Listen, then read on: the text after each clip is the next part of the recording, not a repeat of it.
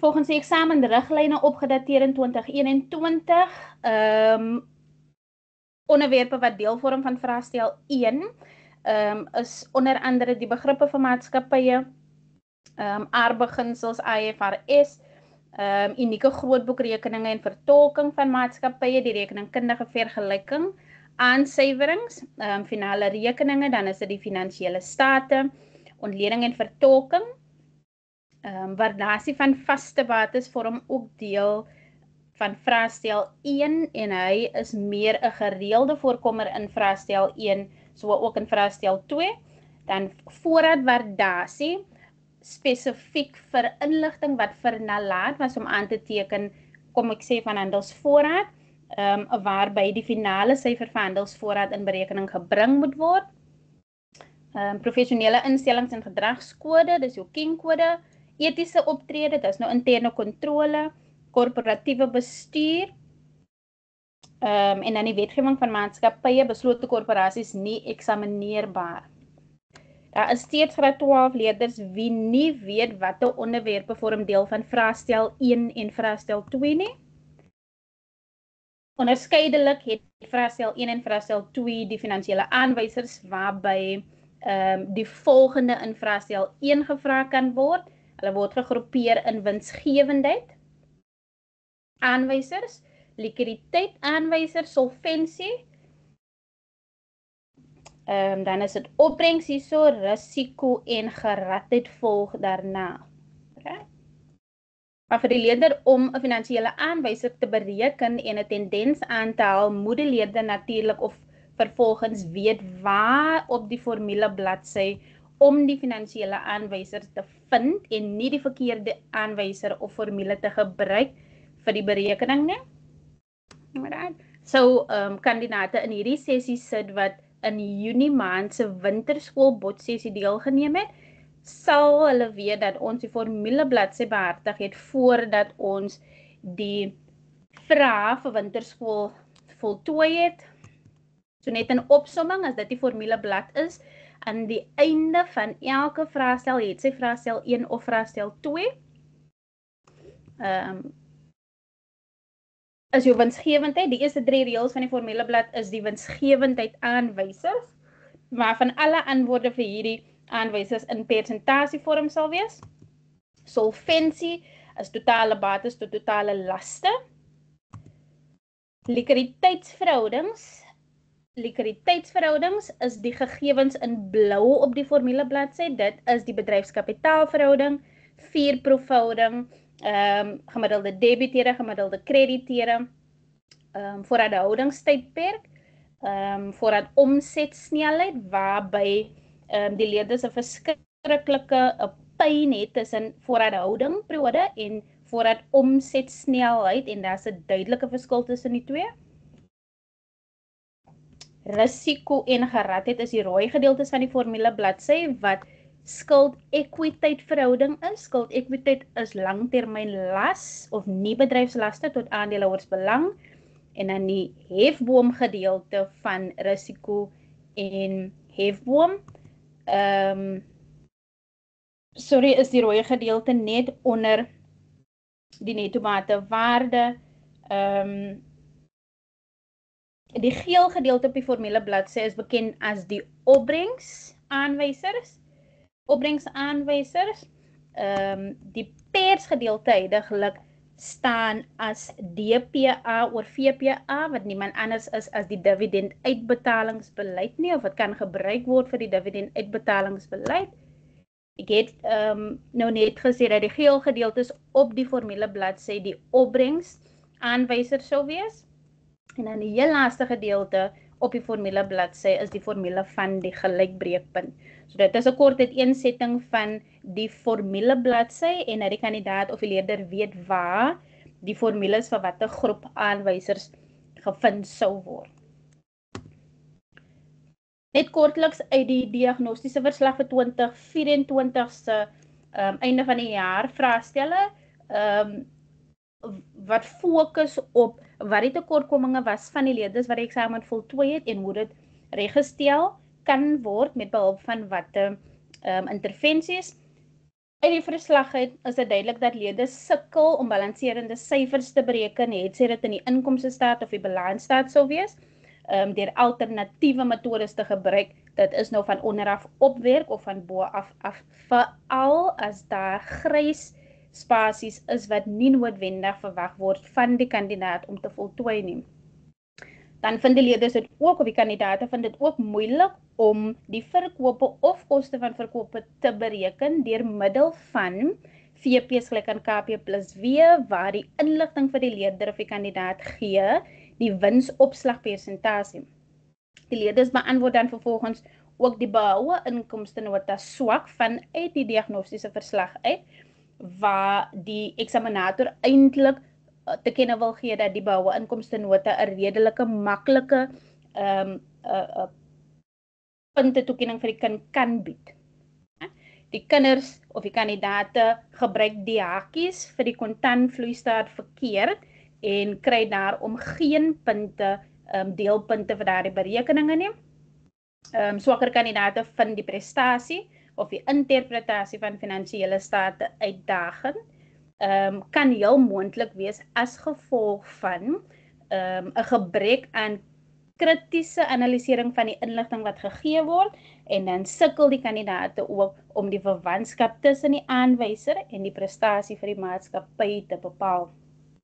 Geen punte was verdien waar kandidate slegs die aanwyser berekening het sonder om die tendens aan te haal. Byvoorbeeld, die leerder kan byvoorbeeld sê bedryfskapitaalverhouding was hierdie syfer en dit is nou hierdie syfer, tans hierdie syfer, maar die kind vernalaat of die kandidaat vernalaat om te sê, was daar 'n toename of was daar 'n afname, en verbeur daarom die punte. So vir vandag se sessie, is daar 2 aktiwiteite wat ons veronderstel is om deur te werk. Ons sal fokus vir vandag op vraag 3 en dan ook vraag 5. In opsomming vir vraagstel 1, die enigste onderwerp wat vraag 3 en 5 nie aanspreek nie, is korporatiewe bestuur. So vraag 3, verseker net dan alle leerders ingeskakel wel met 'n inligtingboekie sit, so ook 'n antwoordboekie. Vraag 3, ek haal my highlighte uit graad 12.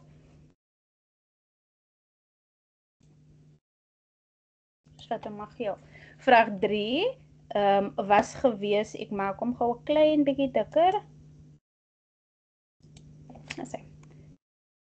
Vraag 3 was gewees maatskappye, finansiële staat, en hy was gewees vir 60 punte, 50 minute. Ek moet ook sê graad 12 dat dit is nie noodwendig, kom ek sê, die vraagstel bestaan uit 4 vrae uit. Julle is veronderstel om 'n 5 tot 10 minute leestyd te kry alvorens die eksamen vir rekeningkunde begin of vir enige eksamen begin.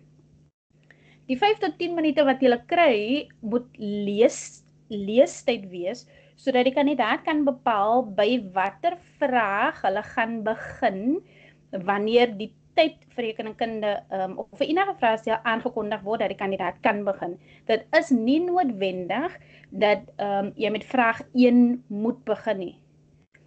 Ek sê byvoorbeeld vir my kinders, die key om teen tyd te werk vir rekeningkunde is begin by die vraag wat jy weet jy die beste gaan beantwoord en daardeur werk jy teen die tyd. Okay? Maar moet ook nie te lekker werk en dan sê die opsiener, daar is nog net 5 minute oor. So is nie noodwendig dat die kandidaat by vraag 1 moet begin nie, begin met die vraag waar teen, of wat jou sal help om teen die tyd te werk. So 60 punte vir 50 minute, dat is belangrik by die inligting voor die vraag. Dit is die naam van die maatskappy, indien daar 2 maatskappye se inligting gegee was, in hierdie geval was dit Zosie Beperk was die maatskappy se naam. Hierdie maatskappy handel met skryfbehoeftes en aan die finansiële jaar het geëindig 28 Februarie 2025. Natuurlik, wanneer ons met finansiële state werk wat 'n finansiële jaar het, moet ons te werk gaan met 'n tydlyn wanneer addisionele inligting gegee word. Reg? So sou die jaar eindig 28 Februarie 2025, sou die jaar dus begin die eerste dag van die volgende maand, die vorige jaar wat sou wees 1 Maart 2024. So dit is belangrik dat die kandidaate 'n tydlyn neerskryf waarin addisionele inligting voltooi kan word om te bepaal watter inligting is opgelope, met ander woorde agterstallig, en moet daarom bygetel word, en dan watter inligting is vooruit en moet afgetrek word van die finansiële inligting. Right? Gevra, stel die volgende op vir die finansiële jaar geëindig 28 Februarie. 3.1 was gewees staat van omvattende inkomste, of dit kan wees staat van komprehensiewe inkomste, staan bekend as die inkomstestaat, en hy was gewees vir 36 punte. Right. Inligting wat gegee was, inligting A, was 'n uittreksel uit die vooraansuiveringsproefbalans op die laaste dag van die finansiële jaar. So gewoonlik of 'n graad 12 leerder is veronderstel om te weet dat 'n proefbalans in hierdie geval het 2 afdelings, balans staatrekeninge afdeling en dan 'n nominale rekeninge afdeling, waarvan die nominale rekeninge afdeling hoofsaaklik gebruik word vir die staat van omvattende inkomste, en dat balansstaatrekeninge slegs na verwys word vir die berekening van byvoorbeeld rente-uitgawe. Alright? So die formaat van die inkomstestaat is veel belangrik, want sou jy nie die formaat verstaan nie, gaan jy nie noodwendig weet wat om met die inligting te maak nie. Alright? Nominale rekeninge afdeling van hierdie proefbalans met begin by verkope en hy eindig by die tussentydse dividend of die interim dividend. Dit is my altyd ook belangrik wanneer 'n proefbalans gegee word, oral waar vraagtekens is. Dit is behulpsaam om die vraagtekens te highlight, want dit kan 'n aanduiding wees dat hierdie stel inligting dalk 'n balanserende bedrag kan wees, of die inligting ontbreek, of nou is meer inligting in die addisionele inligting wat volg.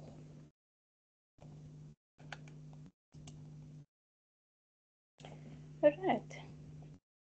Natuurlik is die eerste 3 gedeeltes van die staat van omvattende inkomste die handelsrekening waarby die bruto wins bereken word. So dis verkope minus koste van verkope gee bruto wins. So die eerste probleem wat die kind sou raakloop is hier by koste van verkope in die proefbalans is 'n vraagteken. Daar is wel 'n verkope van 5,808,000. 5,808,000. Alright. Dan is daar ook 'n debiteerde afslag in die proefbalans gegee by inligting A nie. Alright.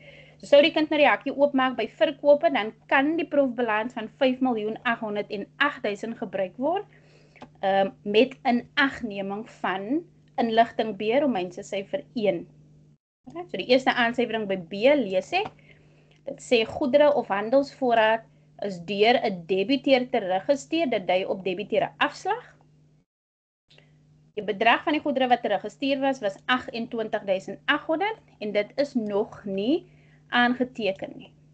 Met ander woorde, hierdie 28.800 moet nog as afslag afkom teenoor die 5.508.000. Right, dit is die eerste gedeelte. Dit is ook belangrik om die volgende op te let. Hulle sê die voorraad of die goedere is weer in voorraad teruggeplaas. Met ander woorde, die handelsvoorraad van die besigheid of die maatskappy vermeerder of moet gedebiteer word teenoor sy maatjie wat koste van verkope is wat dan gekrediteer sal word, maar geen inskrywings is gemaak nie. So ons moet hierdie transaksie moet ons nou dus aanteken. Let op, die winsopslag is 60% op koste op alle verkope. Met ander woorde, VP is gelyk aan KP plus W, en hierdie is julle veronderstel om toe te pas van uit graad 8, as dit nie graad 9 is nie, waarby die kosprys altyd teen 100% is, die winsopslag was 60% vir hierdie oefening of hierdie vraag, en dan is die VP persentasie 160%. Alright. Met ander woorde, sou jy nou die kosprys uit wou werk, dan is dit die verkoopprys van die goedere wat teruggestuur was, 28.800, deel deur sy persentasie wat 160 sou wees, maal met koste van verkoop is 'n persentasie wat 100 is, met ander woorde deel met wat jy het, maal met wat jy soek, die kosprys van die goedere teruggestuur deur die debiteur sou dus 18.000 gewees het.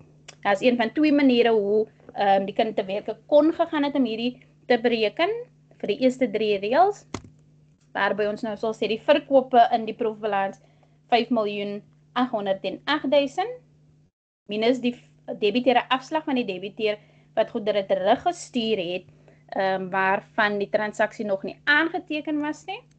Die finale of die netto verkope is daar om 5.779.200. Die eerste metode waarby die kind nou, of wat die kind kan gebruik het vir die berekening van koste van verkope, kan nou basies gewees het 5.779.200 deel deur sy persentasie wat 160% is, maal met dit wat die kind sou soek wat die 100% is.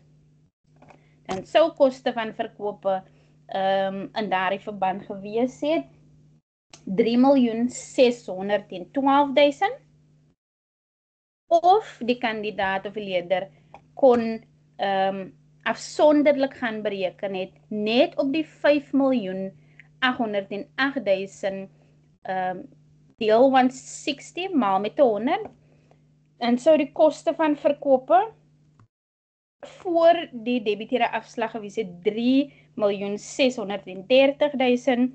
en daarby sou teruggeskryf gewees het die koste van verkope van die goedere wat teruggestuur was, wat ons vooraf bereken het as 18.000 en dan sou die finale koste van verkope ook wees 3.612.000. Die klem vir koste van verkope natuurlik dat dit 'n uitgawe is en dit tussen hakies moet wees. Verskil tussen verkope en koste van verkope is daar om bruto wins, so 5.779.200 minus 3.612.000 sou 'n bruto wins bied van 2.167.200.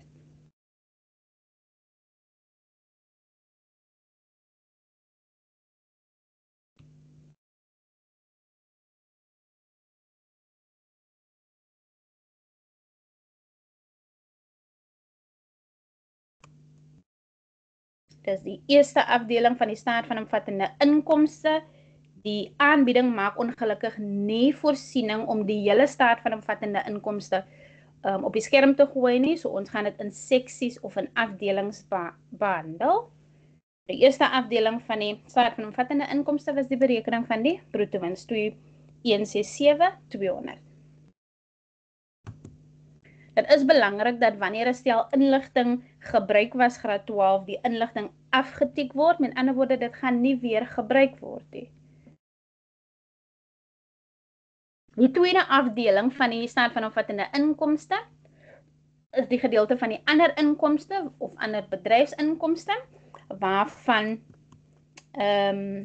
na die gebruik van verkope en die berekening van koste van verkope, is die eerste inkomste gegee in die proefbalans 14.000 wat teenoor korting ontvang staan. En sou jy jou antwoordboekie kyk graad 12, dan is korting ontvang reeds in die antwoordboekie as 14.000. Moet asseblief nie die inligting weer oorskryf wat reeds in die antwoordboek staan nie. So 14.000 kan afgetik word en gaan daarom nie weer gebruik word nie. Onder korting ontvang was dit huurinkomste met 'n proefbalans van 139.500. En omdat huurinkomste nog nie in die antwoordboek staan nie, moet die inligting vanuit die proefbalans in die volgorde van die proefbalans oorgeskryf word in die inkomste staat. Alright. Die enigste rede hoekom ek sou aanbeveel dat dit in die volgorde van die proefbalans oorgeskryf word in die antwoordboekie. Dit beperk foute en weglatings. Right? Was hier inkomste die volgende ander bedryfsinkomste is, met sy proefbalans 139,500, was daar 'n aansuiwering gegee vir hier inkomste by B, Romeinse syfer 3. En ek lees hom saam met jou. Sou daar nou geen aansuiwering wees nie, dan was die hakie toegemaak aan die agterkant van 139,500 en die finale syfer vir hier inkomste vir die finansiële jaar sou dus wees 139,500. Romeinse syfer 3 het gelees, lees ek saam met julle. Die huurder het die huur betaal tot 30 April 2025. Ek het vroeër gevra, graad 12, dat julle 'n tydlyn moet trek waarby die jaar sou begin 1 Maart 2024 en eindig 28 Februarie 25. So as die huurder betaal het tot 30 April, beteken dit die syfer in die proefbalans 139,500 is dus nie vir 12 maande nie, maar dit is vir 14 maande, insluitende Maart en April. So plus 2 is 14 maande. Alright? Dit sê verder, let daarop dat die huur met 15% per jaar verhoog is met ingang 1 Julie 2024. Right? So nie net is die huur vir 14 maande betaal nie, daar was 'n verhoging in die tydperk vanaf 1 Maart tot 31 April 2025. Hulle sê die perseel word verhuur of die perseel word gebruik sedert 2022. Alright, so daar is my tydlyn. My verstaan van die inligting sit ek op die tydlyn neer. So die heel eerste ding wat ek neem vanaf die aansuiwering is dat daar 'n verhoging was in die maandelikse huur op die 1 Julie 2024 met 'n 15%. Alright. Met ander woorde vir die maande Maart, April, Mei, Junie was die huur nog 100%. En dan vanaf die 1 Julie tot by 30 April 2025 was die huur nie meer 100% nie, maar 115%. Alright. Klem lê dus vir die aansuiwering op die 2 maande wat vooruit ontvang is en moet daarom afgetrek word. Omdat ons nie die maandelikse huur voor die verhoging het nie, moet ons nou dus gaan bepaal wat is die 2 maande se huur. Ons kan dit per maand ook doen. Wat is die 2 maande se huur wat afgetrek moet word en vooruit ontvang is? So ons nou dus die volgende doen. Ons sê vir mekaar dat vanaf die 1 Maart tot by die 30ste Junie 2024 was ons teen 4 maande waar die huur nog 100% was. Alright. Dat gee basies 400%, so ons het op die basis uitwerk. Vanaf die 1 Julie 2024 tot by 30 April 2025 is dit 1, 2, 3, 4, 5, 6, 7, 8, 9, 10 maande. En dit was 10 maande nie teen 100% nie, maar daar is 'n verhoging van 15% ingesluit, maar met 115 wat vir ons dus sou gee 'n persentasie van 1150%. Die som van hierdie twee saam sou 'n totale persentasie gee waarmee ons oor 'n totale maande van 14 gewerk het van 1550.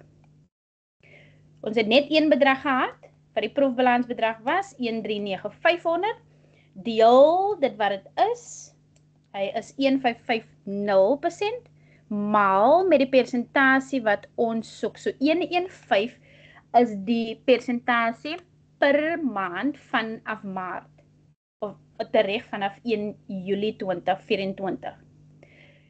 So die verhoogde bedrag vanaf 1 Julie 2024, dit is nou die bedrag met die verhoging ingesluit. So vanaf die 1 Julie 2024 tot en met April 2025 was die maandelikse huur 10.350, maar as ons 2 maande vooruit ontvang het, is die totale bedrag vooruit ontvang 20.700. Daar is natuurlik graad 12 alternatiewe maniere hoe om by dieselfde antwoord uit te kom. Die probleem vir my is nie altyd die alternatiewe manier wat gebruik word nie, maar die verstaan agter die berekening wat neergepen word. Ons sal dus vir mekaar sê dat enige bedrag vooruit ontvang of vooruit betaal moet afgetrek word. So 139.500 minus 20.700. Die hier inkomste wat aangeteken moes word vir hierdie finansiële tydperk was 118.800. 118.800. Volgens my kennis was dit die enigste twee inligting wat verband hou met ander bedryfsinkomste. En omdat dit die enigste twee stelle inligting is vir hierdie afdeling, word die som van hierdie twee dus bymekaar getel. En die som daarvan word bo op die blok of die raamwerk geskryf teenoor ander koste of ander bedryfskoste. 14.000 plus 118.800 sou vir jou 'n totale ander koste gegee het 132.800. En dan natuurlik bruttowins plus ander bedryfsinkomste of bruttowins plus ander inkomste sal die som wees van bruto bedryfsinkomste, so 167.200 plus 132.800 sou 'n totale bruto bedryfsinkomste of bruto inkomste gebied het van 2.300.000.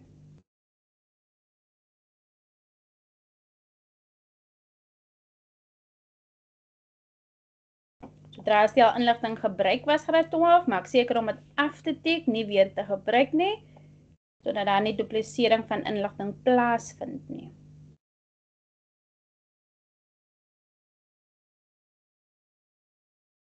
Volgende afdeling van die inkomste staat of staat van omvattende inkomste is die uitgawe gedeeltes. Uitgawe gedeelte. Eerste uitgawe vanuit die proefbalans is waardevermindering. Waardevermindering was gegee as 86010 en hierdie uitgawe is reeds in die antwoordboek. Moet dit asseblief nie weer in die antwoordboek skryf nie. Vervolgens is die eerste uitgawe onder waardevermindering versekering met 'n proefbalans bedrag van 37.200. Ek lees gou saam met jou. Wat was die addisionele inligting of aansyfering wat verband hou met versekering? By inligting B, Romeinse syfer 2. Ek lees dat versekering sluit 'n jaarlikse premie. In die boekant van jaarliks skryf asseblief na my 12 maande. Die premie wat aangegaan was vir 12 maande. Die totale bedrag van die 12 maande premie was gewees 14.400. Versekering sluit hierdie premie in. Dit kon die premie uit ook gesluit het. Dis net baie paraat vir die inligting. Versekering sluit die jaarlikse premie van 14.400 in. Met ander woorde, binne die 37.200 is daar 'n totale bedrag vir 12 maande wat 14.400 was. En hulle sê dit is betaal vir die tydperk wat begin het 1 April 24 tot en met 31 Maart 25. So as jou finansiële jaar graad 12 begin 1 Maart 24 en eindig 28 Februarie 25, beteken dit die premie wat betaal was van 14.400 is vooruitbetaal met 1 maand van jou jaar eindig Februarie 25. So as die totale premie 14.400 was en jy net 1 maand van daardie premie moet aftrek as vooruit, sou die totale bedrag wat vooruit betaal was vir die versekeringspremie 1.200 wees. So versekering en sy proefbalansbedrag van 37.200 minus die gedeelte van die premie wat nie veronderstel is om by die totale uitgawe ingesluit te wees nie, wat 1200 was. Dis is die totale versekeringsbedrag vir hierdie finansiële tydperk slegs 36.000. 36.000.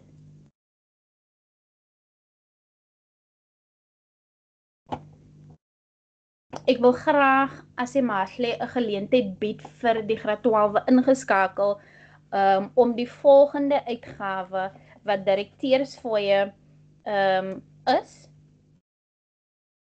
te probeer bereken op hulle eie en as daar 'n vrywillige is en 'n baie braaf graad 12 wat ingeskakel is deur hulle mic te unmute, dan is hulle meer as welkom om hulle antwoord te deel met die res van ons wat ingeskakel is.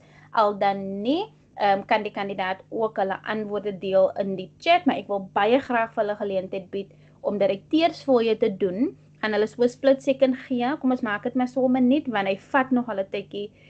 Want hierdie is een van die aansuiwerings tesame met huurinkomste waarby die leerders gewoonlik vashak. Right? Soos as die Marley net vir die chat kan beman, as daar 'n kandidaat is wie hulle antwoorde met ons gedeel het, gee ek vir hulle 'n oomblik. Vir die deelname in hierdie sessie, aktiewe deelname in die sessies. Ek stem 200% saam met die gegewe antwoord van 11.600 en om dit net op te breek vir die kandidaate of die leerders ingeskakel wie nou nog nie by die korrekte antwoord van 11.600 uit kon gekom het nie. Direkteursfooie vanuit die proefbalans 450.400 was die proefbalansbedrag. Ek lees saam met julle aansuiwering nommer 5 van inligting B. Dit sê die maatskappy neem 3 direkteure in diens op dieselfde diensfooi struktuur. Dit is belangrik, op dieselfde diensfooi struktuur. So normaalweg, as my kinders byvoorbeeld hierdie inligting sou lees, dan sou hulle nou heel eers die 450.400 gevat het en gedeel het deur 3. My hele graad 12 is van so 'n aard ingestel dat jy veronderstel is om te weet dat in die finansiële state werk ons nie met komma bedrae nie. As jy nog gevat het 450.400 en jy deel dit deur 3, dan sou jy nou 'n komma bedrag gekry het. Om eenvoudige rede, daar's inligting wat volg. Dit sê een van die direkteure het nie sy fooi vir Februarie ontvang nie. Alright. So op hierdie stadium sit jy met 3 direkteure, waarvan die eerste 2 albei hulle 12 maande se fooie ontvang het. Die derde direkteur wil ons te kenne gee, het net 11 paemente ontvang, want hy het nie die fooi vir Februarie ontvang nie. Met ander woorde, die aansuiwering lees dan nou dus dat daar 'n bedrag is wat opgelope of agterstallig is. Right? 'n vierde direkteur wat op 1 Desember aangestel is, onthou net jou jaar eindig Februarie, so as die direkteur op Desember aangestel is dit Desember, Januarie, Februarie, so die vierde direkteur kom en hierdie direkteur moet 3 maande se paemente kry, maar hierdie direkteur verdien 3.200 per maand meer as die ander 3 direkteure. Alright. En dan die laaste direkteur, wat die vierde direkteur is, het sy fooie vir die huidige jaar ontvang. So as ek dit nou moet opbreek graad 12, sou ons nou dus vir mekaar sê, ek noem dit sommer direkteure A, B, C, D, afhangend van hoeveel direkteure in die aansuiwering geskets was. So aanvanklik was daar 3 direkteure, waarvan elkeen teen dieselfde fooi struktuur aangestel was. Direkteur A het 12 maande ontvang.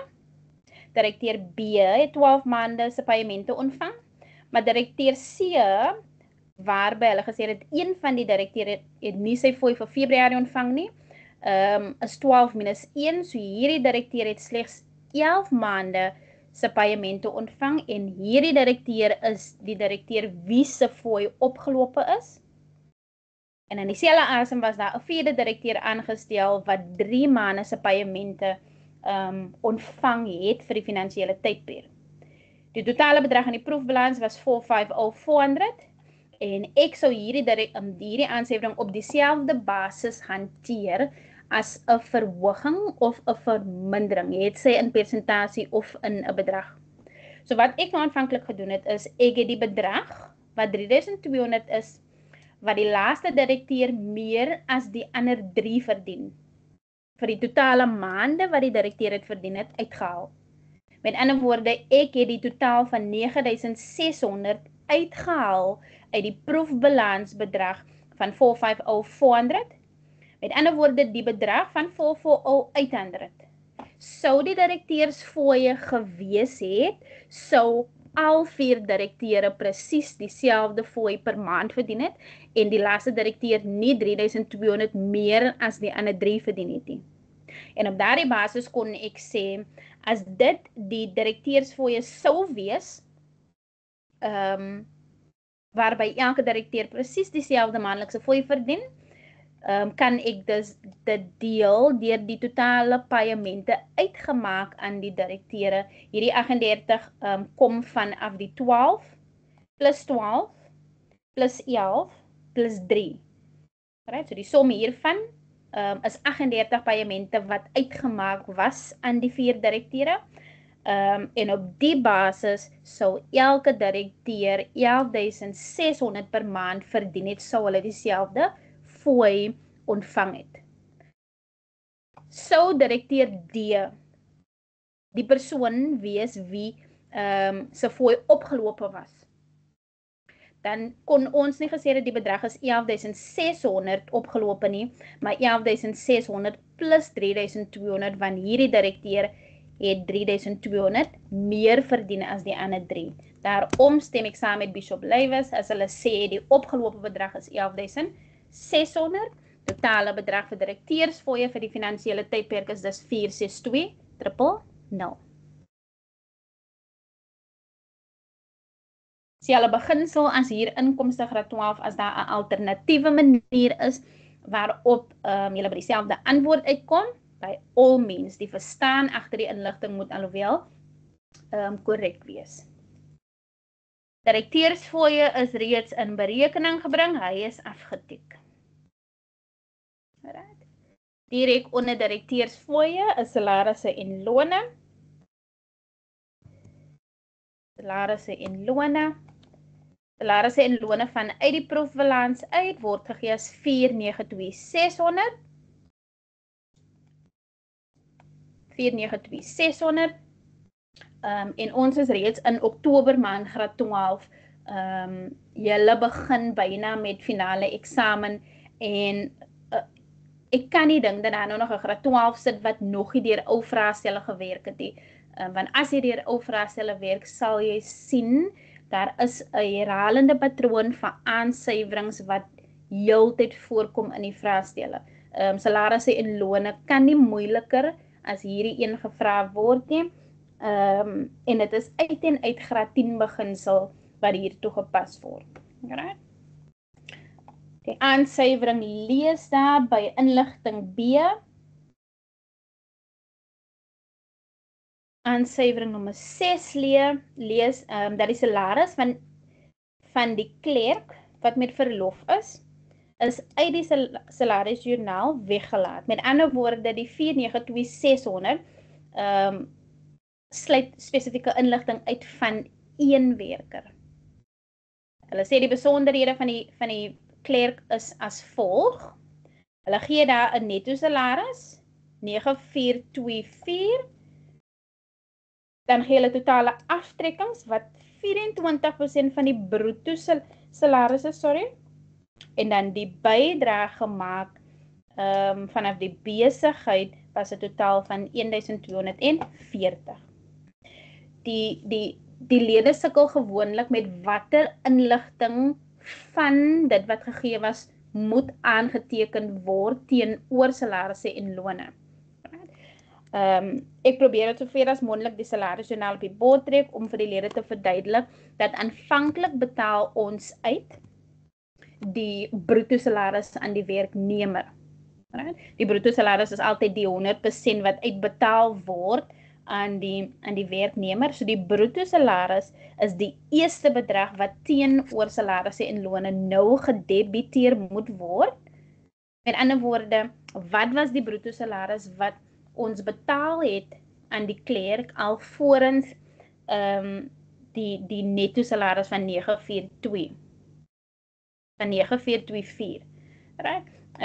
So die salaris strokie sal lees bruto salaris minus aftrekkings gee die netto salaris en daarna kom die bydrae. Wat was gegee van die gegewe inligting? Die netto salaris was gegee as 9424. As die aftrekkings 24% is, nou net aftrekkings, kom vanaf die bruto salaris. Right? So 100%, jou bruto salaris is jou 100%, minus die aftrekkings van 24%, jou netto salaris is dus die verskil tussen die twee, wat dan 76% is. So netto salaris van 9, jy moet staan 424, ek gaan gewoon net 100% seker maak vir julle. Die netto salaris van 9424, deel deur sy persentasie van 76, maal met 100, jy moet staan asseblief 9424 en nie 9242 nie. Groot asseblief. Die bruto salaris wat ons aanvanklik uitbetaal het aan die klerk, wat nie aangeteken was nie, was 12.400. Behalwe die bruto salaris van 12.400, dra die onderneming of die maatskappy dan nou ook by tot die aftrekkings van die werknemer, 'n totale bedrag van 1.240. Die asteriks lees dat werkgewer bydra word teen salarisse en lone gedebiteer. So dit is nie 'n rekening op sy eie nie, maar dit moet gedebiteer word teen salarisse en lone. So by salarisse en lone se proefbalansbedrag van 492.600 moet die bruto salaris bygetel word van 12.400. En dan die totale bydrae van 1.240.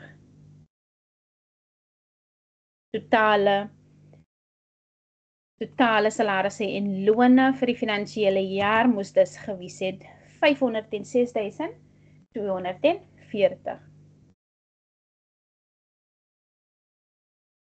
Daar was natuurlik ander metodes ook hoe die leerder by dieselfde bedrag van 506.240 uit kon gekom het, maar dit sou nie in die guns van die leerder getel het vir die bepaalde tyd wat uitgesit is vir die vraag nie. Die ander alternatief was mos nou natuurlik om die 24% wat die aftrekkings is, uit te werk en dan die totale aftrekkings en die netto salaris by te tel, wat alternatief die bruto salaris sou wees. Alright, hy is wat 'n bietjie langer. Salarisse en lone is reeds gebruik, tik die inligting in die proefbalans af, gaan dit nie weer gebruik nie.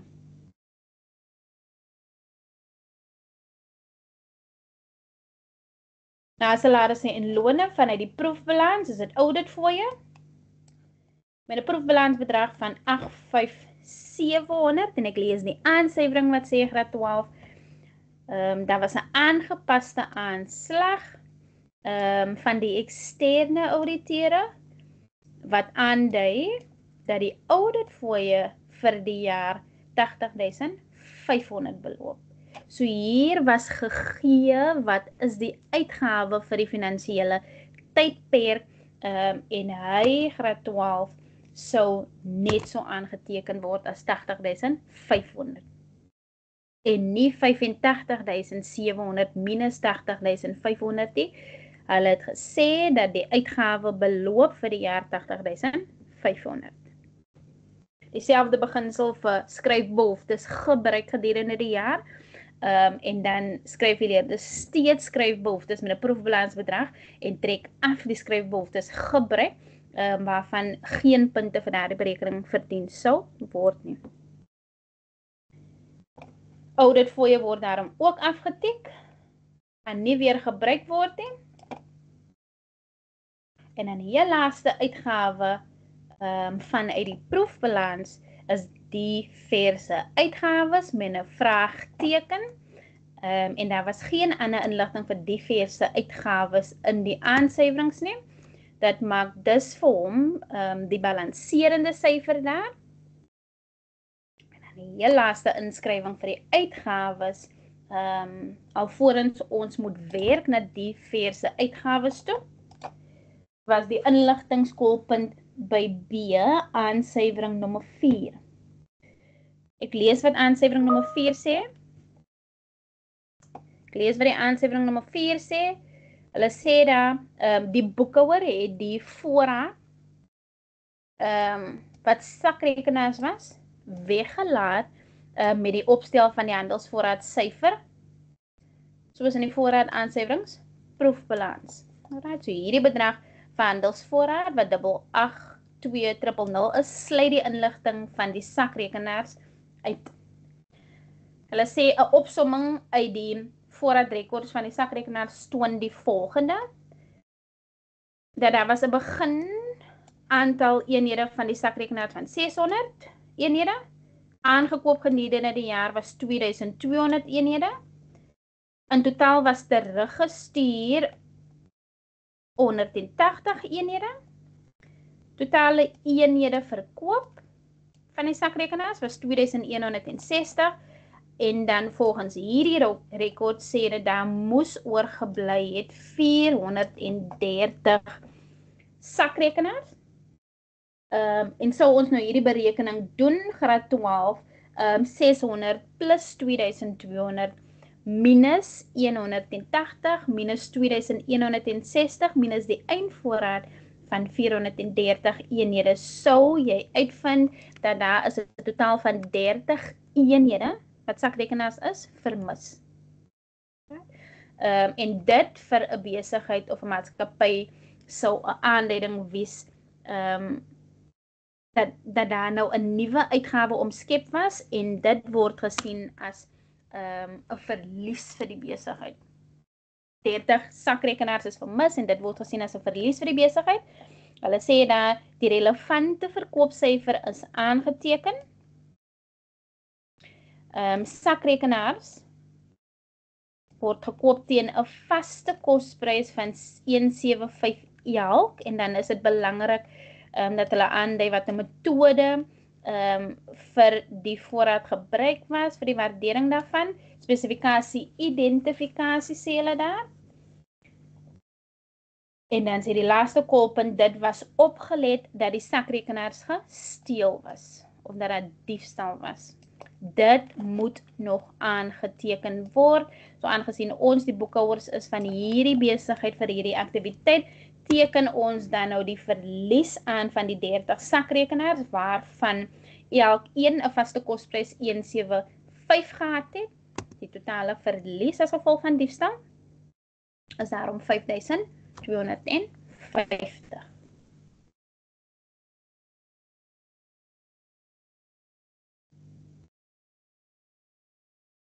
Die verse uitgawes is 'n balanserende bedrag vir hierdie afdeling van die inkomstestaat. Ons kon dus nie die uitgawes in hierdie raamwerk optel om die totale bedryfsuitgawes te kry nie.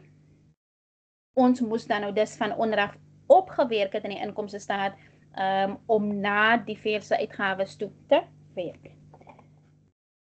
Alright.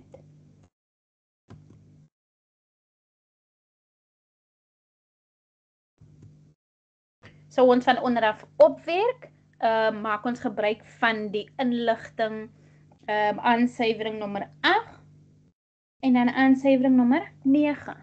Alright. Ons lees eers aansuiwering nommer 9, so ons van onderaf opwerk. Dit sê na inagneming van die aansuiwerings hier bo, of na van die aansuiwerings beloop die netto wins na belasting 689310. So hierdie is gegee gewees in die antwoordboek. Right? En dan sê hulle die huidige inkomstebelastingkoers is 31%. Right? Netto wins voor belasting is ten alle tye die 100%. Inkomstebelasting is die 31% soos aangedui in die aansuiwering en die verskil tussen voorbelasting en inkomstebelasting beteken dus netto wins na belasting was 'n persentasie van 69%. Uit en uit te deel met wat jy het, maal met wat jy soek kwessie.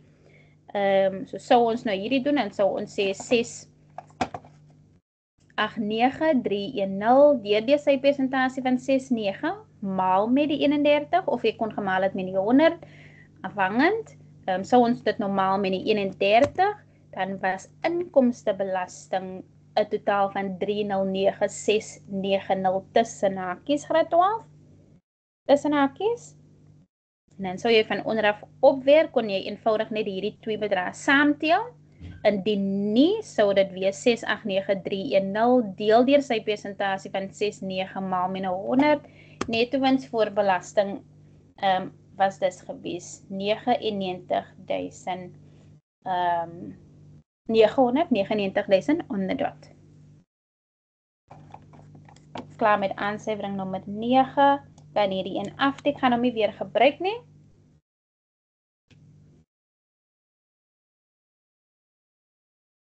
Alright.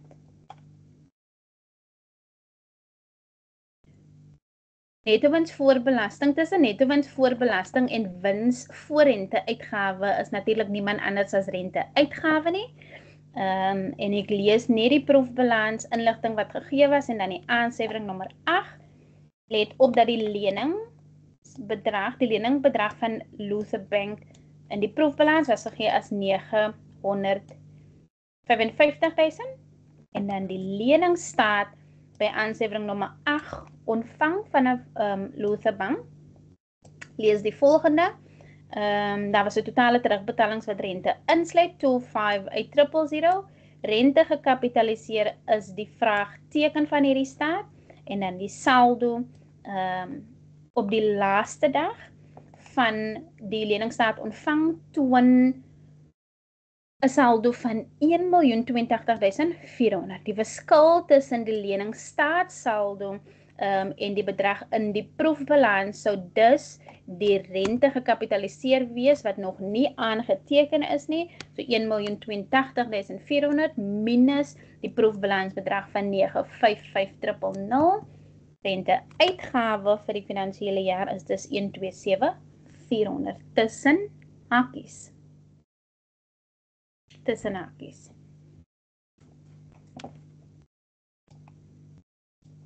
Not to be used again. Van onderaf op. 999,000 plus 127,400 sou dus vir ons 'n wins voor rente uitgawe gee 1,126,400.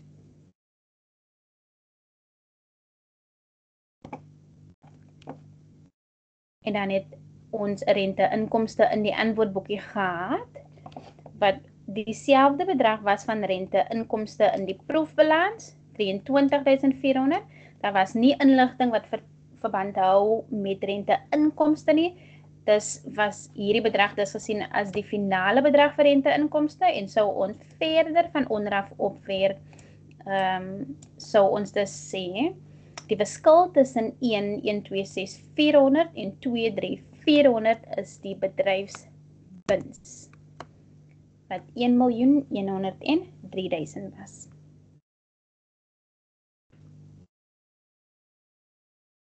Daar was nie 'n ander manier graad 12 om die bedryfswins te bereken, het sy dit van onderaf op was nie.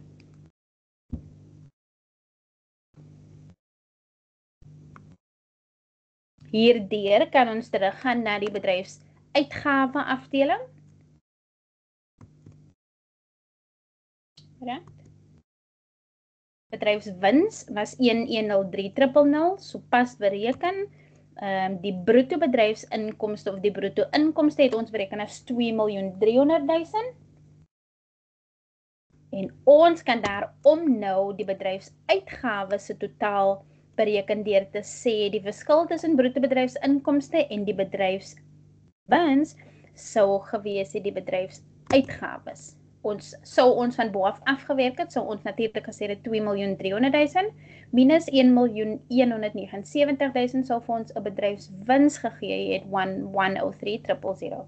Ons moet presies dieselfde kan doen deur van onderaf op te kan werk. En dis presies waarvan die diagnostiese verslag gepraat het, dat die leerders versuim om te verstaan dat daar alternatiewe maniere is om bedrag te bereken. Moenie vergeet dat die FER se uitgawes 'n balanserende bedrag was nie, en hierdie afdeling dus onvoltooid sal wees indien ons dan nou nie na die binnekant van die raamwerk toe werk nie. Ek gooi net weer op die skerm wat ons reeds voltooi het. Versekering is reeds voltooi, direkteursfooie is voltooi, salarisse en lone, auditfooie en dan die verlies as gevolg van diefstal het ons dan ook aangeteken. So die totale bedryfsuitgawes wat 1197000 was, minus elkeen van hierdie uitgawes afsonderlik, sou vir ons 'n balanserende syfer of 'n balanserende bedrag gegee het vir die FER se uitgawes as 21.000.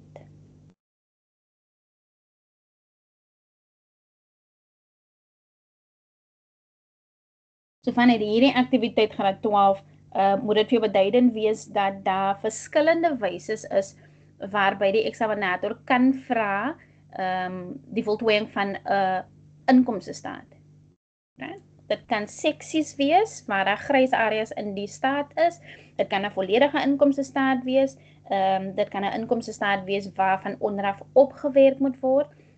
Maar die beginsel van die voltooiing van die inkomstestaat moet presies dieselfde bly. Ons is op hierdie stadium klaar met 3.1. Hierdie stadium reeds klaar met 3.1. Hy was gewees vir 36 punte. 3.2 was gevra die behoue inkomstenota en hy was gewees vir 7 punte. Hy was gewees vir 7 punte. Nog steeds vir dieselfde stel inligting. 3.2 behoue inkomstenota, presies dieselfde finansiële jaar, presies dieselfde inligting. Ek sal as jy maatlie 2 minute minstens kan afstaan of sê, kom ons sê maksimum kan afstaan. 2,5 miskien vir die voltooiing van die behoue inkomstenota, siende dat hierdie een ook redelik maklik was teenoor ander vrae wat al voorheen gevra was. So ek gee so 2 tot 2,5 minute vir die voltooiing van die behoue inkomstenota, net vir om die leerders aktief betrokke te kry in hierdie sessie, siende dat hulle die kandidate is wat uiteindelik die finale eksamen gaan voltooi. Daar as jy maatlie op hierdie stadium nog niks antwoorde in die chat is nie, ons het 'n bepaalde tyd vir hierdie sessie en ek wil baie graag deur alle voorbereiding kom, sover as moontlik. So ons gaan aan, ek lees die inligting wat gegee was vir behoue inkomste vanuit die proefbalans. Gewoonlik by behoue inkomste se inligting sal daar 'n datum wees wat aandui het sy dit die beginsaldo of die eindsaldo van behoue inkomste is, en so sy staan 204040 was my aanvanklike aanname dat 204040 die eindsaldo van hierdie nota sou wees, maar nagelang van die inligting by inligting C vir aandelekapitaal en dividende lees ek dat daar 'n aandeleregister was, gewone aandelekapitaalregister, wat aandui dat 745.000 aandele op die laaste dag van die finansiële jaar uitgereik was. So hy sou die dubbelreël van jou gewone aandelekapitaal nota wees in die aandelekolommetjie 745000. Dit sê ook baie belangrik, die verandering in die gewone aandelekapitaal en behoue inkomste is reeds aangeteken. Die enigste transaksie vanuit hierdie 4 bullets wat eintlik 'n effek gehad het op die saldo van behoue inkomste was die tweede kolpunt wat gelees het. Op die 1 Desember 2024 was daar 75.000 aandele teen R1.40 bo die gemiddelde aandeleprys teruggekoop was. As julle sien, die inligting gee die volgende woorde, bo die gemiddelde aandeleprys teruggekoop was. Dan gee hulle basies vir julle graad 12 die bedrag wat in behoue inkomstesnota aangeteken moet word. Want onthou, wanneer ons aandele terugkoop vanaf 'n aandeelhouer, is ons veronderstel om die aandeelhouer te vergoed uit die aandelekapitaal en behoue inkomste wat die aandeelhouer se belang in die maatskappy is. So as ons 'n bedrag R1.40 bo die gemiddelde prys betaal, gee hulle dus vir die bedrag van die uitbetaling uit behoue inkomste. Met ander woorde, 75.000 aandele maal met R1.40 sal vir ons 'n uitbetaling gee uit behoue inkomste van 105.000 wat reeds aangebring was in die saldo van 204.040. So as ons dan nou 'n beginsaldo wil bereken vir hierdie nota, moet ons die inskrywing terugskryf. Alright?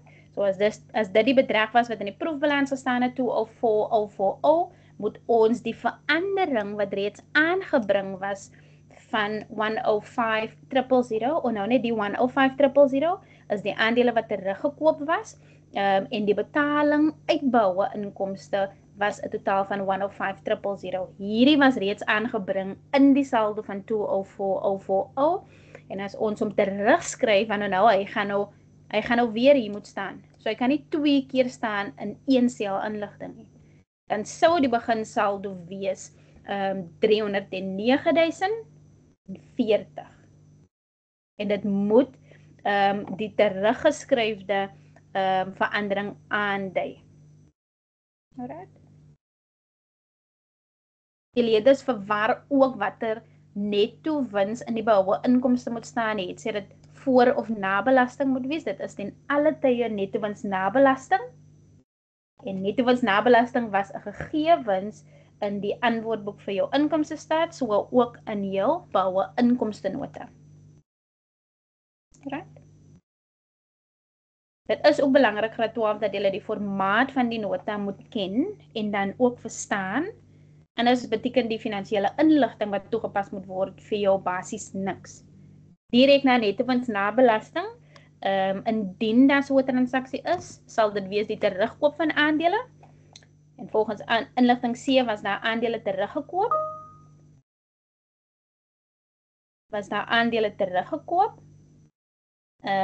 75.000 aandele, waarvan die bogemiddelde prys R1.40 was, totale terugkoop van aandele in behoue inkomste 105.000. 105.000.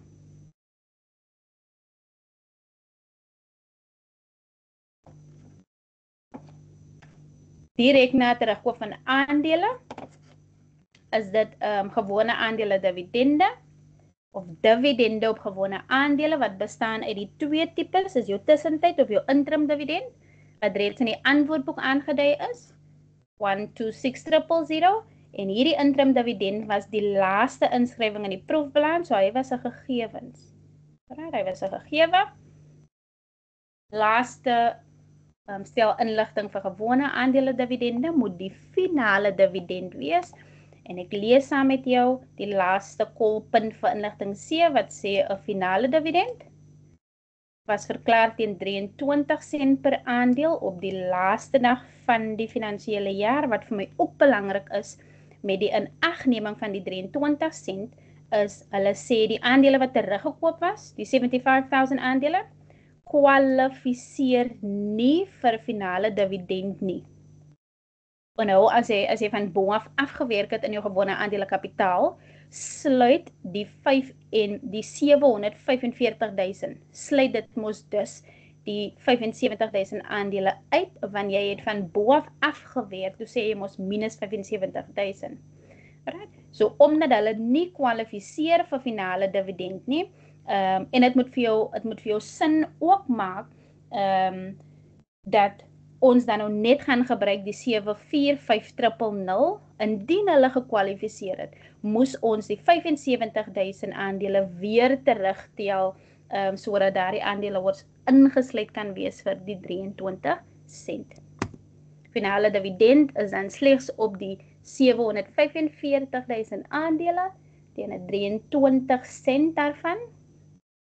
Daar steeds graad 12 leerders wat die 23 sent gebruik op 'n sakrekenaar as 23 en nie 0.23 nie. Alright.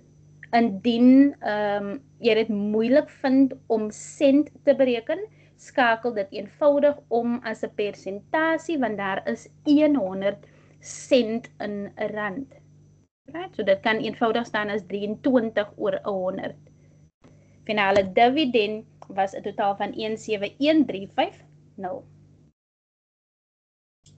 171,350. Totale dividende op gewone aandele sal dus die som gewees het van 126,000 en 171,350.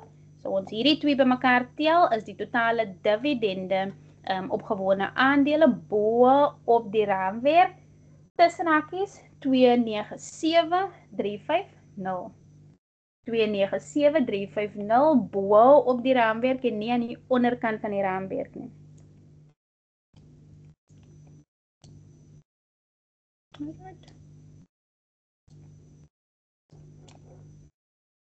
So ons nou van bo af afwerk, so ons nou dus sê saldo aan die begin, plus die netto wins na belasting, minus terugkoop van aandele, minus die totale dividende, so ons 'n eindsaldo vir die boue inkomste bied van 596,000.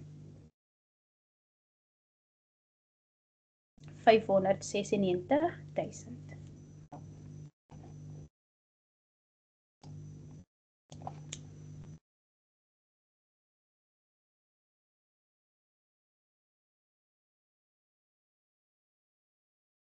Op daai noodgraad 12 staan ek af van 3.2 af. Die laaste stel, of die laaste vraag vir vraag 3 was gewees 3.3.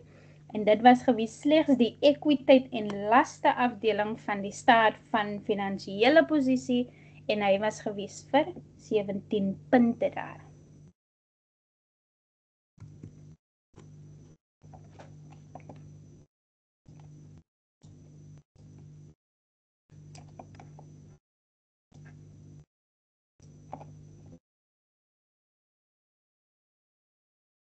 So sou hierdie nou die beginpunt wees vir vraag 3.3.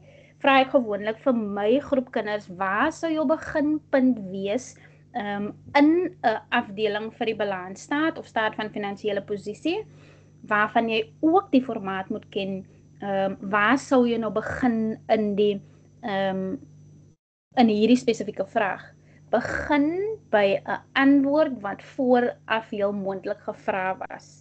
En in hierdie geval was dit behoue inkomste, was die vorige vraag 3.2, so wat ook al die antwoord by 3.2 was vir behoue inkomste word net so oorgedra na die ekwiteit gedeelte van die staat van finansiële posisie. David?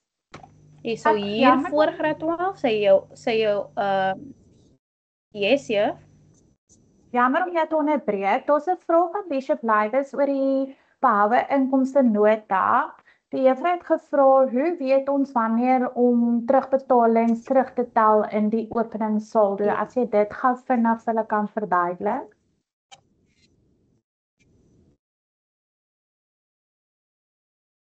Alright, dankie juffrou vir hierdie vraag.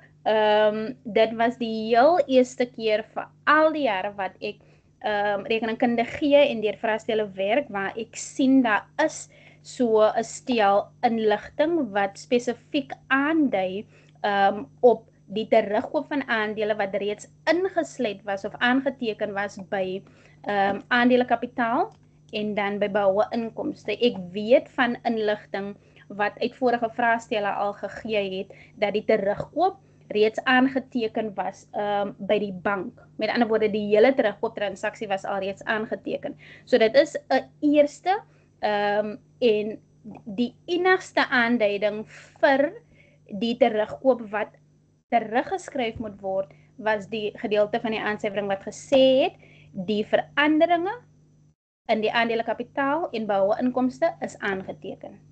So die enigste inligting vanuit C, wat eintlik 'n effek gehad het op die saldo wat gegee was in die proefbalans, was aansuiwering of die tweede kolpunt, wat die terugkoop van aandele was, en dan nou nie soseer die finale dividend nie. So dit is maar die enigste beweegrede wat ek kon aflei vanuit die inligting dat ek terug moet werk op die gegewe saldo van 204,040. Behalwe daardie kolpunt sou ek nie die aanname kon gemaak het nie. So die instruksie in die aansuiwering was miskien dalk onduidelik, maar dit is die aanname wat ek uiteindelik daaruit kon maak. Ek hoop net beantwoord die vraag, juffrou. Baie dankie, juffrou. Jy kan aangaan met vraag 3.3. Thank you very much.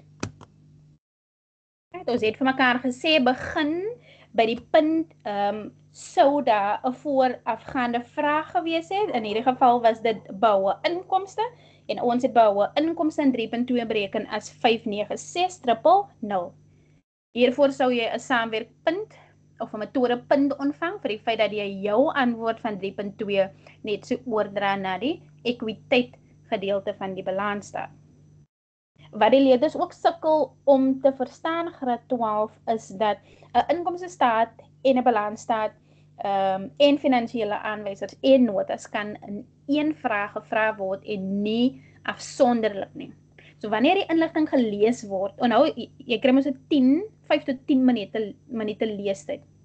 So dit is belangrik dat wanneer jy die vraag lees en die inligting lees, dat jy dit nie net lees uit die oogpunt uit van 'n inkomstestaat nie.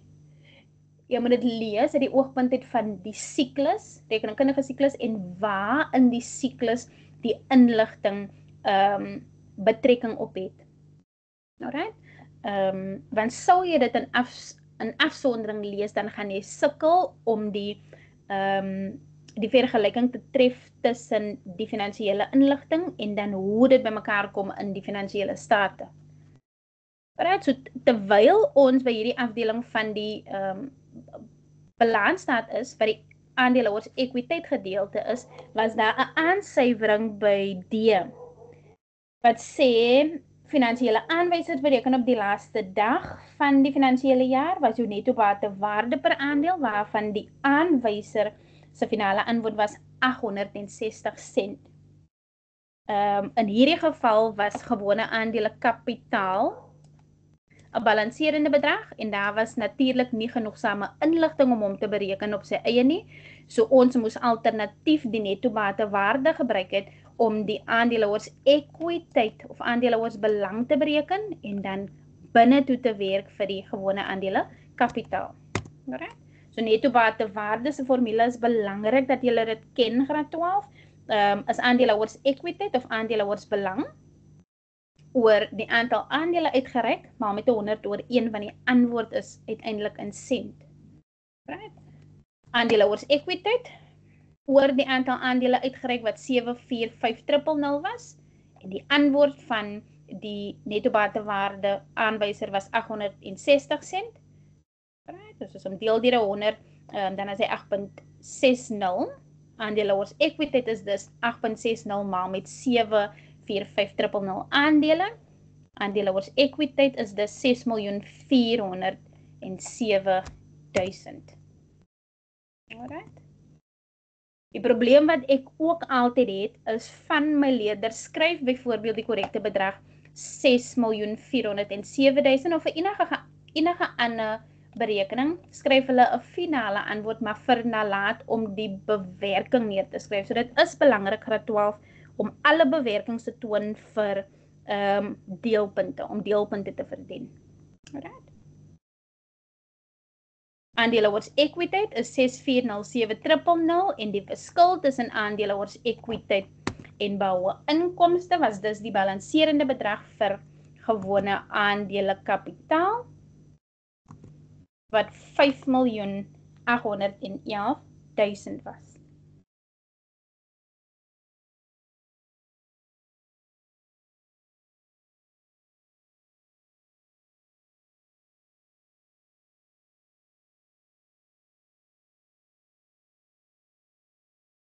Die bedryfslaste.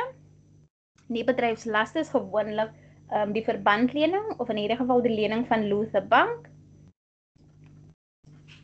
waarvan die leningsstaat het 'n saldo getoon op die laaste dag van 1 miljoen dink ek.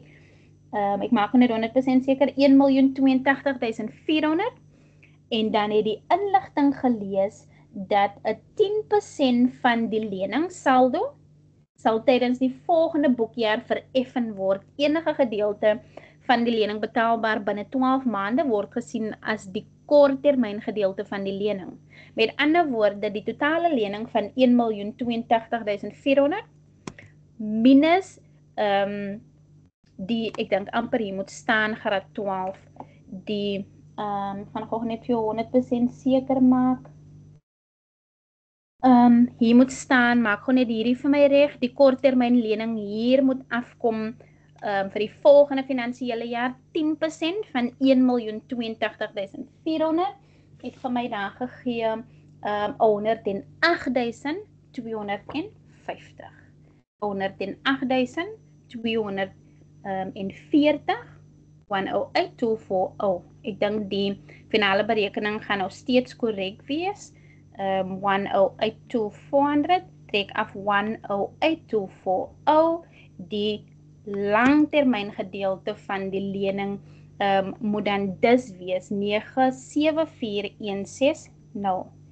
So die totale lening minus die korttermyn gedeelte van die lening hier by 95500 graad 12 moet asseblief my staan 108.240.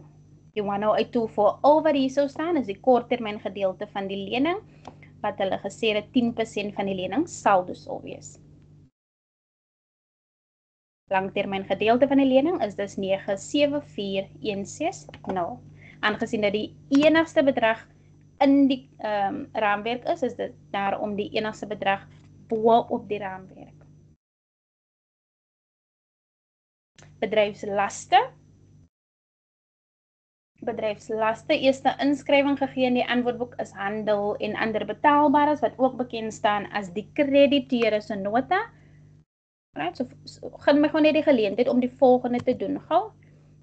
Wat ek gewoonlik vir my leerders vra wanneer ons vraestelle deurweer waar het sê hulle die balansstaat vra of nie.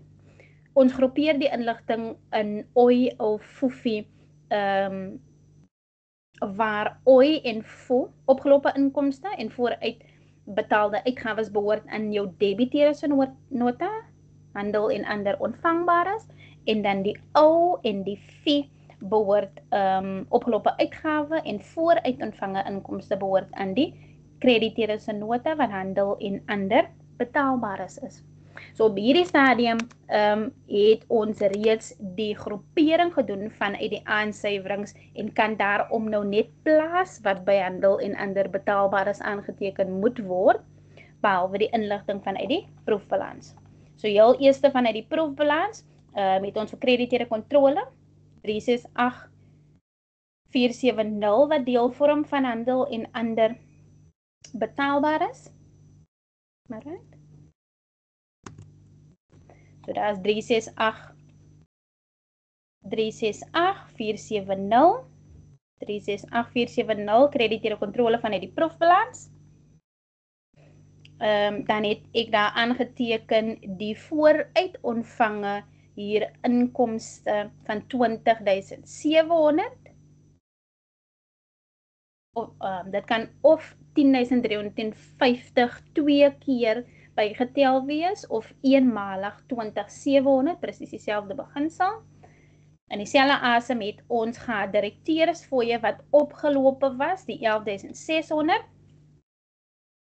En dan moet ons nie vergeet dat die netto salaris en die bydra ook deel vorm van die krediteure se nota nie. Daarom het ons hier dan nou ook 'n 9.424 vanuit aansuiwering nommer 6, die netto salaris, krediteure vir salarisse 9424 en dan die bydra van 1240. totale handel en ander betaalbares sou dus die totaal wees 411,434. 411,434.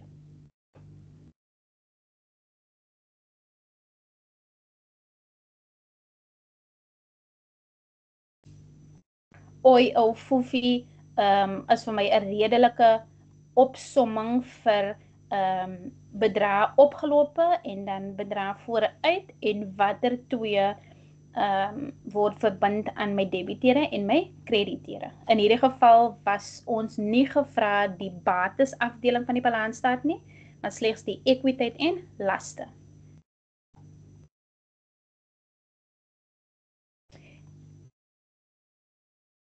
Direk na handel en ander betaalbares het ek 'n inskrywing daar gehad van die finale dividend wat ook bekend staan as die aandeelhouers vir dividende.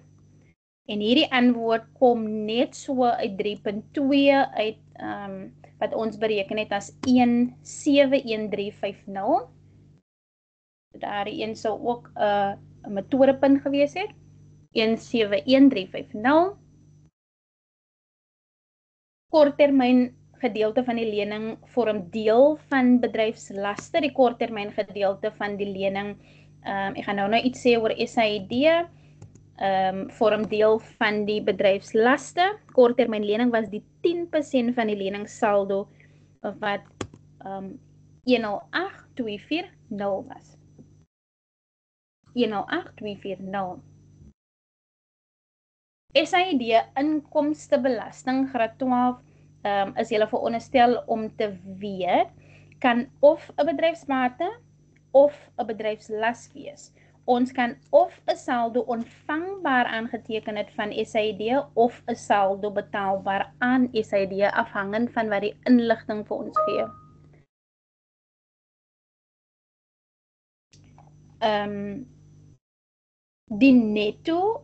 Die netto handels SAID vanuit die proefbalans, SAID vanuit die proefbalans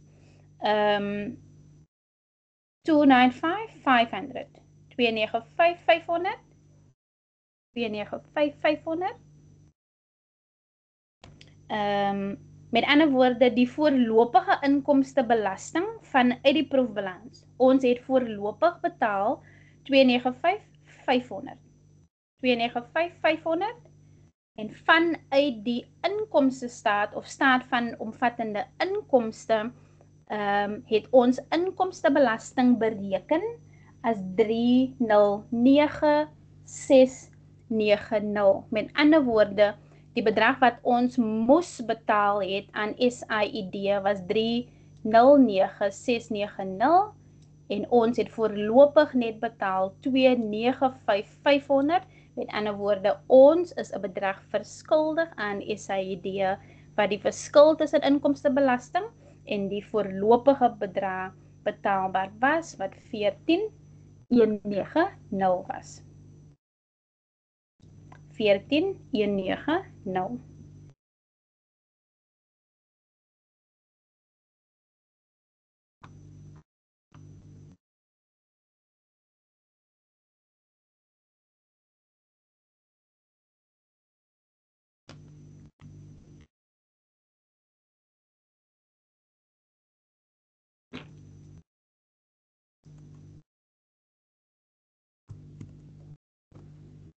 Totale bedryfslaste was met 'n agneming van die inligting vir die seksie bedryfslaste 'n totaal van 705,214. 705,214. Juffrou David, ek Yes. jammer ek onderbreek jou weer. As jy kyk by handels en ander betaalbares, Juffrou Mentor van Bishop Livers het daar vir ons uitgewys. Jy het net die netto salaris bygetel by handels en ander betaalbares en nie die bruto salaris nie. Die 9424, dit moet die 12,400 dink ek was die bedrag gewees. Ja, dit moet die 12,400 wees. Okay, vanuit die formaat vir die krediteure se note. Right? Dus jou Ja. handelskrediteure, jou opgelope uitgawes voor uitontvange inkomste en dan is dit krediteure vir salarisse en dan die wat basies jou netto salaris Ja. is en dan die bydra en nie soseer die En die bruto aftrekking. en dan die aftrekkings. Alright, en soos ek nou deur die PowerPoint gaan, sien ek dat ek vernalaat het om die aftrekkings hier by te tel. Ja. Wat die 2000, as ons nou 24% van 12.400 moet vat, 2976 sou wees, wat 'n mens dan nou eintlik kan sê, as jy nou vir die kind afsonderlik wil wys dat dit die netto salaris en die aftrekkings wees, sou dit sin maak as 'n mens eenvoudig net gesê het plus 12.400 en dan die aftrekkings van 1240, maar ek sal die regstellings maak, juffrou, terwyl ons nou so my in is. Alright? Thank you very much, juffrou. So ons maak net 'n regstellingkie daar graad 12, totale handel en ander betaalbares sal dan nou dus wees 368,470 plus die 20.700 plus die 11.600 plus soos die vrou mentor tereg uitgewys het 12.400 wat dan nou eintlik sal wees sou ons dit so aanwou dui die netto salaris en die aftrekkings, right? So 12.400 plus die bydra van 1240 totale handel en ander betaalbares moes dus dan nou wees 414,410. Ek kyk of ek hom kan aanbring hierso.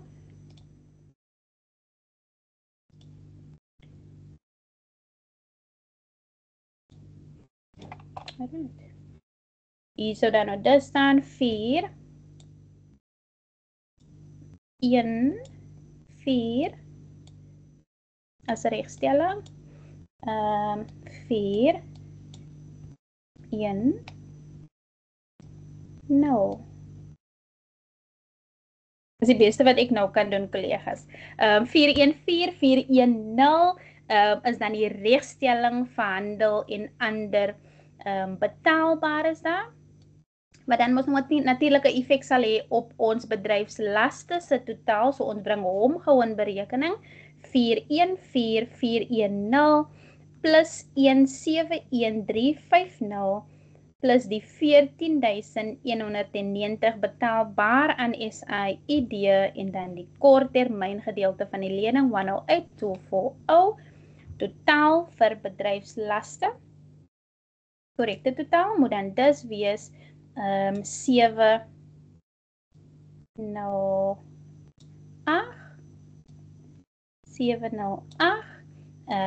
19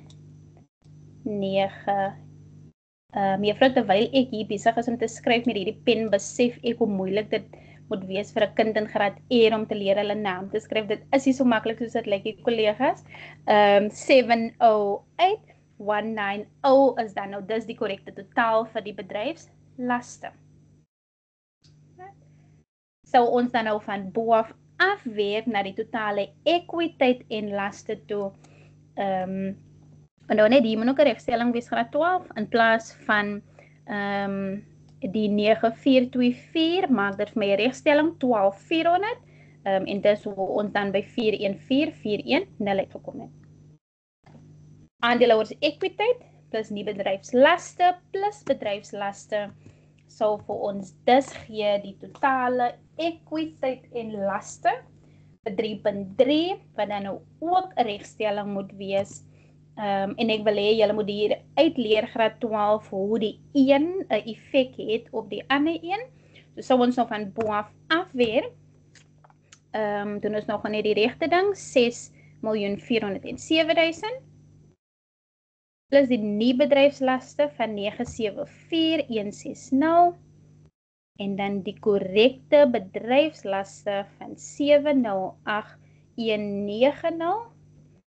Totale ekwiteit en laste moet dus wees, maak ek gou vir julle reg hierso, 8089 moet hier staan.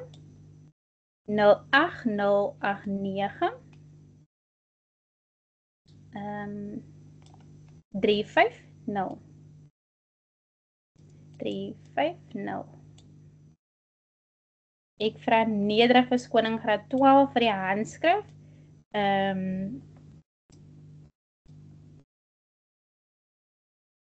350. So 8.089.350. 8089350. Weer eens baie dankie juffrou daarvoor. Vir die regte. Vir die regstelling, Tina. Thank you very much. En op hierdie noot graad 12 is ons klaar met aktiwiteit 3 met die aanname dat ons kan begin met aktiwiteit 4 sodat enige ander vrae wees, al dan nie gaan ons aan na aktiwiteit 4 toe. Sorry, aktiwiteit 5. En alvorens ons begin met aktiwiteit 5 wil ek net byvoeg dat sou daar vir enige ander rede ons nie klaar kry met aktiwiteit 5 nie, staan dit vir jou vry, tesame met jou opvoeder om deur die vrae te werk ter voorbereiding van die finale eksamen of as sienings vir die finale eksamen. Vraag 5 punte word gesien as 'n lae orde tipe vraag graad 12. Dit is eintlik herroeping van konsepte of teorie vooraf behandel. 5.1. Totale vraag vir vraag 5 was gewees 45 punte. 45 punte. 40 minute, 5.1 was die konsepte. Jy was gevra gewees om 'n term in kolom B te kies wat pas by die beskrywing in kolom A. Skryf dan slegs die letter langs die vraagnommer in die antwoordboek. Alright. So ons 5.1.1 lees, sê hy, dit is 'n mate waartoe die maatskappy deur lenings gefinansier word, uit 'n aanduiding daarvan hefbon. So 5.1.1 is daarom D. 5.1.2 praat van 'n toename in kreditering. Dui 'n wat in kontant aan, onthou net 'n toename in kreditering is basies die maatskappy wat meer skuld gaan maak het, en as meer skuld gemaak word, beloof ons basies om die skuld op 'n latere stadium te betaal, wat op 'n latere stadium 'n uitvloei van kontant sal wees. Sorry. Toename in kreditering? Toename in kreditering, hoekom het ek C daar aangedui? Kyk gou. Sorry. Toename in kreditering?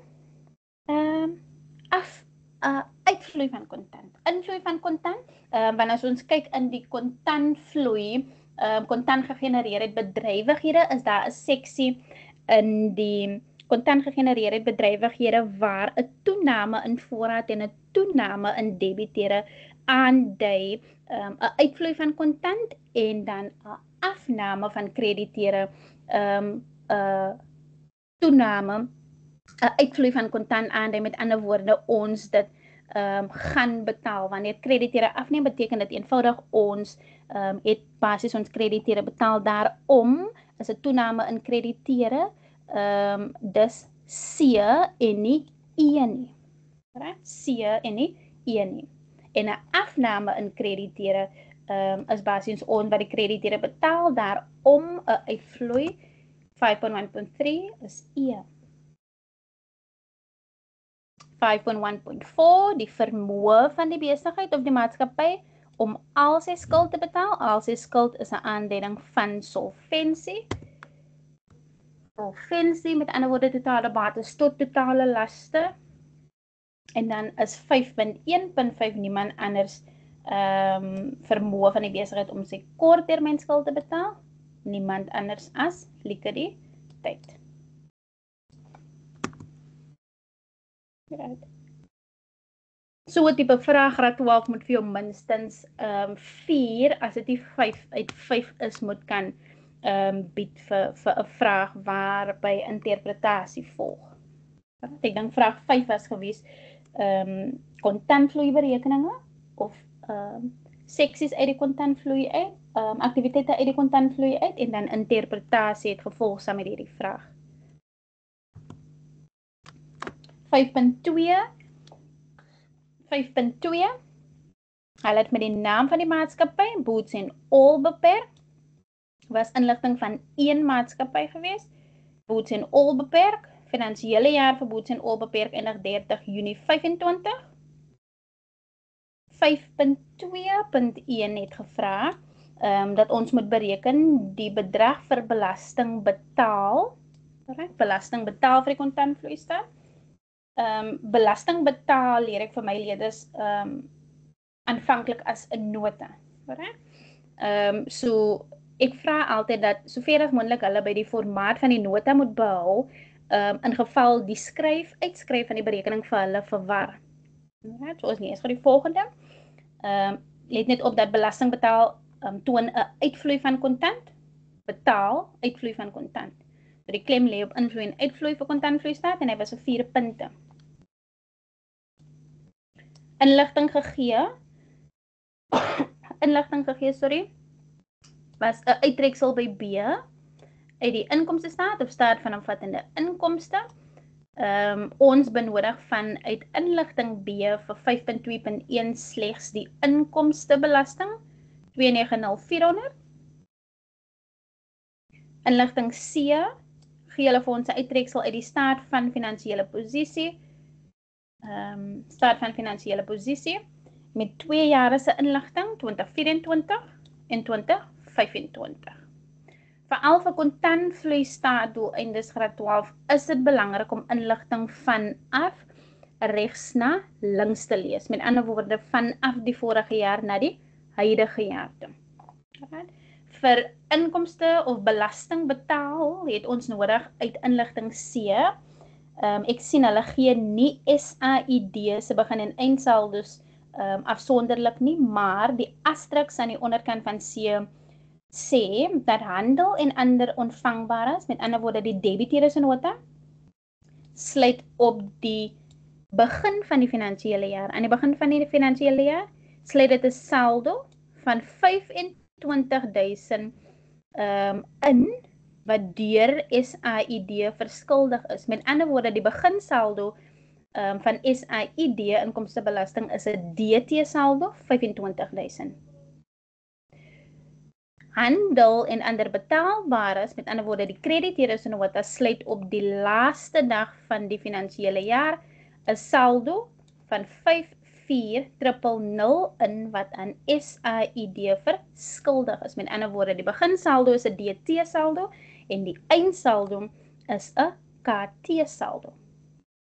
Met ander woorde DT saldo aan die begin beteken eenvoudig dat ons het die vorige finansiële tydperk te veel betaal en SAID skuld daarom vir ons. Met ander woorde saldo aan die begin. Ek gee gewoonlik hierdie formaat vir my leerders waar ons nie kan aandui is die saldo aan die begin of aan die einde 'n hakie al dan nie, dit hang van die inligting af van SAID wat wel ten alle tye 'n hakie staan vir hierdie nota is inkomstebelasting vir die jaar. So die beginsaldo volgens hierdie inligting was 'n DT saldo, daarom is DT gehighlight en die bedrag was 25.000. Met ander woorde dit gaan nie vir ons 'n uitvloei van kontant wees nie, maar 'n invloei. Inkomstebelasting vir die jaar was gegee by uittreksel B en hy was gewees 290.400 en alle tye in hierdie nota tussen hakies. Saldo aan die einde was gegee by ons krediteure se nota as 54.000 en omdat hy by ons krediteure se nota ingesluit is, het ons 'n kredietsaldo aan die einde vir SAID. So hierdie inligting en berekening sou vir ons daar 'n inkomstebelasting betaal bied van 211.400 tussen hakies. Dit kan ook alternatief gestaan het as 25.000 minus 290.400 plus 4.000 450.000 of alternatiewe tekens kan aangedui gewees het minus 25.000 plus 290.400 minus 450.000. Enige een van hierdie sou aanvaarbaar wees. So 4 punte. Inligting wat reeds gebruik was, dit af te teken, ons gaan dit nie weer gebruik nie. Right.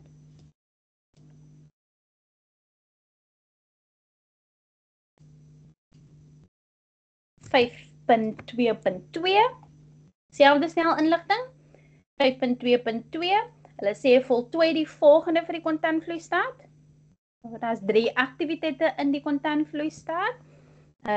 Hierdie kolpunt het gevra dat ons die kontantvloei uit beleggingsaktiwiteite moet voltooi vir 9 punte. Alright. Beleggingsaktiwiteite kan spruit uit 2 hoofbronne wat vaste bates kan wees. Ons kan vaste bates aankoop en vaste bates verkoop. En dan ook 'n vaste deposito aangaan of 'n vaste deposito kan verval. Alright. So beleggingsaktiwiteite sou ons kyk wat betrekking het op vaste bates by uittreksel B as mees beslis waardevermindering. Alright. Ons het vaste bates by uittreksel C wat ons staat van finansiële posisie is en hierdie vaste bates is teen draewaarde baie belangrik. 'n beginsaldo vir die vaste bates is 4.600.000 en eindsaldo vir vaste bates is 5.720.000.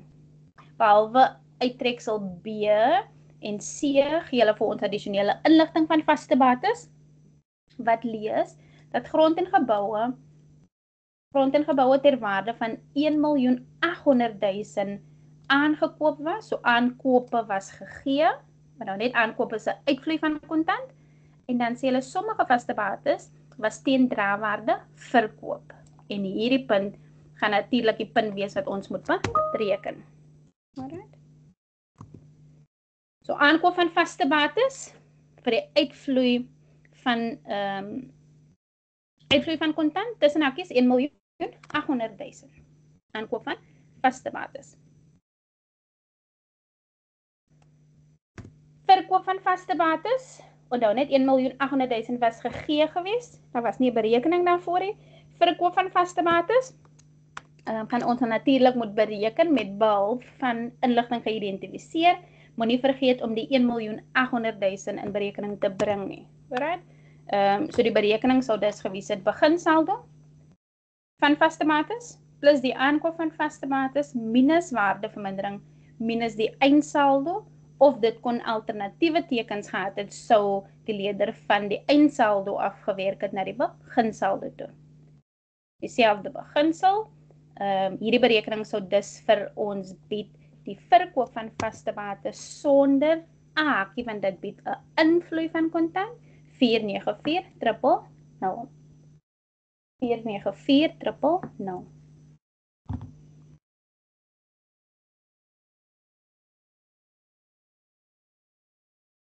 En dan heel laaste vir die beleggingsaktiwiteite, kyk ons na die vaste deposito. Ek kon ook gelees het finansiële bate. Vaste deposito was gewees in die vorige jaar 350.000 en hy is heidaglik 700.000. Met ander woorde, die verskil tussen die 2 jare vir vaste deposito dui op 'n vaste deposito van 350.000 aangegaan. Met ander woorde, ons het 350.000 van ons eie kontant belê en daarom dien dit as 'n uitvloei van kontant. As ons die bedrag in berekening bring soos hy staan, minus 1.800.000 plus 494.000 minus 350.000 staan ons beleggingsaktiwiteite in 'n totale uitvloei van 1.656.000. Beleggingsaktiwiteite kan as 'n negatief of as 'n uitvloei staan, graad 12, dit beteken eenvoudig, die besigheid het alternatiewe punte gebruik om geld in te kry in die besigheid. Alright. Beleggings gemaak vir die besigheid, deur vaste bates te verkoop of geld te gaan belê as 'n vaste deposito, en aan vaste bates aan te koop, waarbij dit deel moontlik inkomste kan genereer vir die maatskappy in die toekoms. Inligting wat klaar gebruik is, net afdek om dit nie weer te gebruik nie.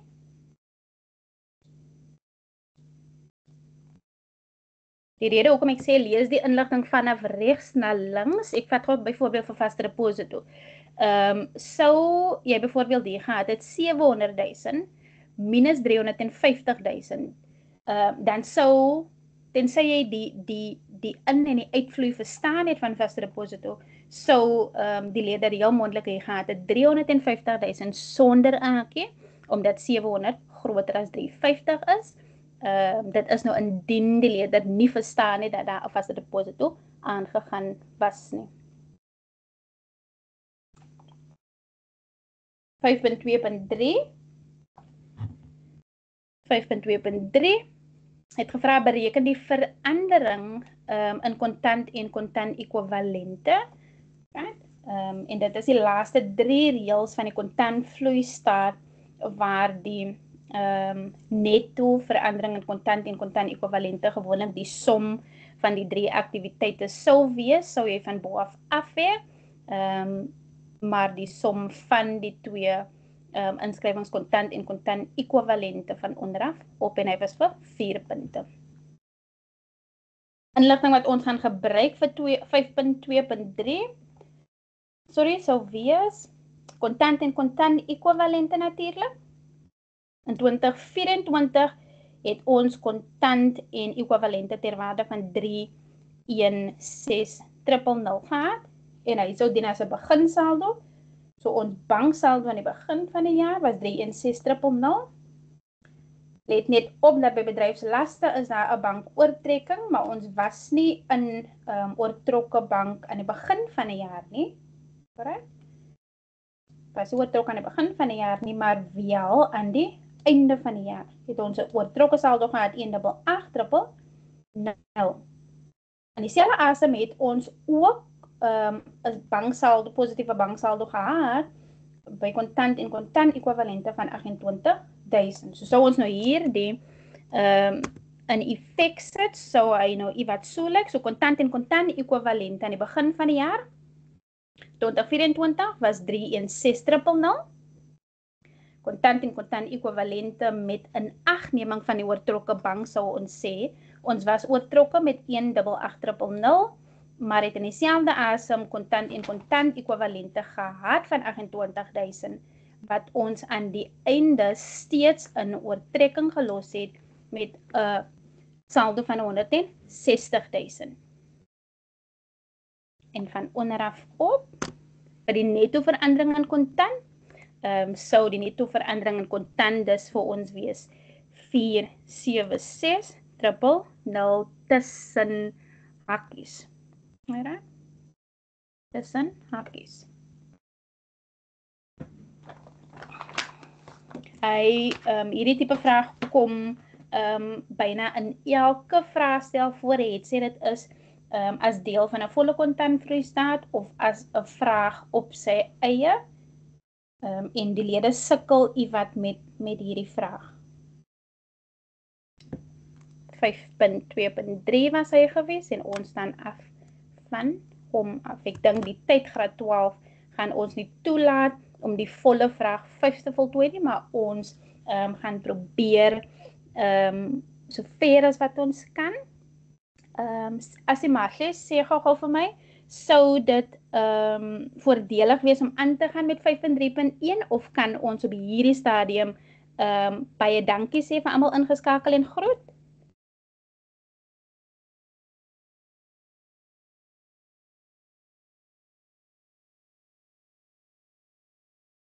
Juffrou Davids, dis Antoinette Toy.